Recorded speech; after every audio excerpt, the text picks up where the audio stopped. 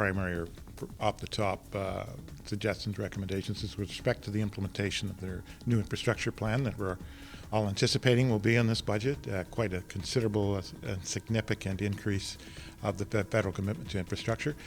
We'd like to see it done in as expeditious manner as possible. We've begun to meet with senior people at Infrastructure Canada to try and be reassured ourselves that we're going to see, wherever possible, simple application processes, transparent and processes that are known to the provincial governments, municipal governments, so that we could see once the budget goes through and that the program is on board, that we'll see some of this project, some of this money moving as quickly as this new construction season coming up, so that we don't lose that opportunity. So a lot of it is asking them, quite frankly, to recall what was done during the stimulus part of the infrastructure program, where they did indeed introduce a lot of streamlined measures to move those approval processes along. So we're very excited. We've certainly expressed our willingness to Minister Sohi and Minister Morneau to help them make sure that this program is a successful one, because it's very important, not just for our industry, but for Canada and all Canadians as a whole.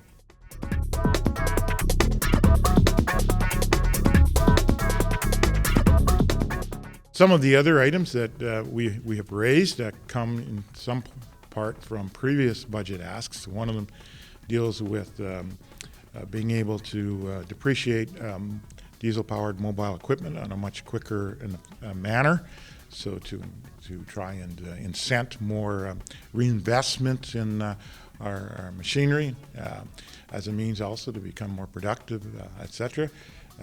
We've had this ask up for some time now, but given that there is a greater stress on productivity, on innovation, on enhancements to competitiveness, we're hoping that the government will take another serious look at this.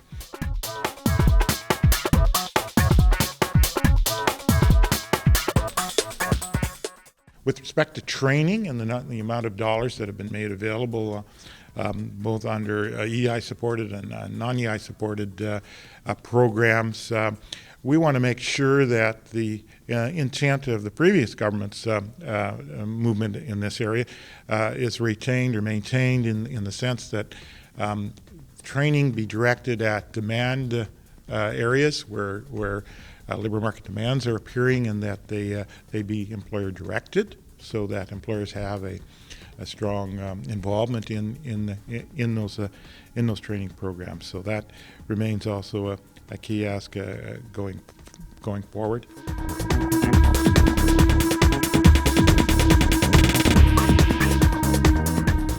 Our key message, I think, more than anything else, is that we want to see the infrastructure program delivered, successful, efficient, etc.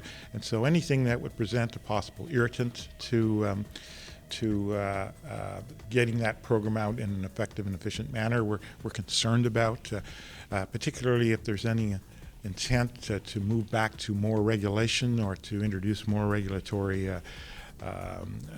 challenges in that process. We would be concerned to the extent that that would impact upon the ability to make the infrastructure program efficient and timely in the manner that it can start to have an immediate impact on our industry and on the Canadian economy as soon as this coming construction season. So in a nutshell, I think we want to be assured that government policy, new government policy in particular, takes into consideration how it is going to impact on the ability of our industry to deliver the massive infrastructure program that's coming. That is much needed, both by our country in the sense of the state of some of our trade enabling infrastructure. We want to make sure that we don't, unintentionally put barriers in place that would make the delivery of that program not as effective as it could be.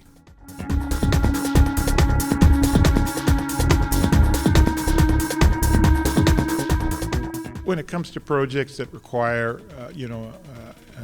some kind of diligence or prudence in terms of environmental impact, et cetera, et cetera. Certainly that's required. What we wouldn't want to see, however, is a return to yesterday where the process itself, not the scrutiny with respect to the important sustainability environmental considerations, but the process itself was bogged down in red tape, or may I say green tape, and that had nothing to do with environmental assessment. It had to do with duplication between whether both governments, in the case of provinces and federal government had to do an assessment or not. Things that had nothing to do with prudent environmental stewardship, and it was just absolute green or red tape gone crazy. We don't want to see a return to that. Yes, there has been some talk about reversing some of the changes to Environmental Assessment Act, maybe the Fisheries Act and Navigable Waters Protection Act from the previous. We would hope that that would be done with a mind to trying to ensure that these would not create an undue challenge to the efficient implementation of an infrastructure program, particularly where those changes would not in any way, shape, or form make the prudent regulatory process and prudent review process any less, or more rigorous. I'll give one quick example. Under the old Navigable Waters Protection Act, it got to the point where it was really ridiculous. You had situations in which navigable waters were defined as anything you could float an opinion on, and you had dry creek beds that were causing assessments, reviews, et cetera, to have to be done, and it was just absolutely ridiculous, and it really had nothing to do with environmental stewardship whatsoever. So. Certainly, our industry would like to see an efficient process. I think the proponents of these projects, which are municipalities, provincial governments, want to see certainty, want to see timeliness, and so those are the kinds of things we'd like to just make sure are in play and are retained when we're starting to look at other aspects of the new government's mandate.